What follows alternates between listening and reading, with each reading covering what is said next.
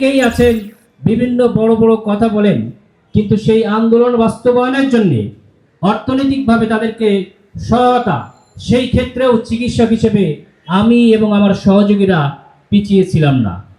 এই চিকিৎসকদের হাসপাতালে যে রোগীদের যে ক্রন্দন এবং এই চিকিৎসা সেবা দিতে যে ফ্যাসিস্ট সরকারের, আপনারা দেখেছেন যে অর্থোপেডিক্স স্পাইন সার্জন তাকে বায়োকেমিস্ট্রিতে শিফট করে, যেখানে কোনো তার সেক্টরে কাজ করার কোনো সুযোগ নাই, সেখানে তাকে জামালপুর সিরাজগঞ্জ তাকে পাঠিয়ে দেওয়া হয়েছে।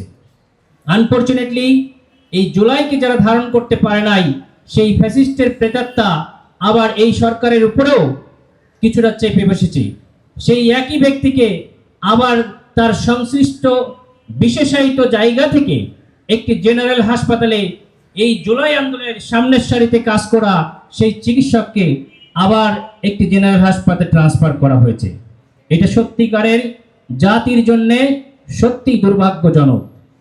আমরা চিকিৎসকদের এই অবদানকে যদি ধারণ করতে না পারি, চিকিৎসকদের জন্য একটি নিরাপদ কর্মস্থল যদি আমরা না করতে পারি, চিকিৎসকদের জন্য আমরা যদি সত্যিকারের তাদের পরিবেশ তৈরি করে না দিতে পারি, রাজনীতিমুক্ত যদি পরিবেশ না করতে পারি, শিক্ষা, চিকিৎসা, স্বাস্থ্য, এই তিনটা জায়গায় আমাদের মতৈক্য মতবিরোধ থাকবে। কিন্তু জাতীয় স্বার্থে দেশকে যদি আমরা গঠন করতে চাই, তাহলে রাজনীতির ঊর্ধ্বে এসে সেই জায়গাটাকে একটু স্বচালিতভাবে চলতে দিতে হবে জাতীয় স্বার্থে।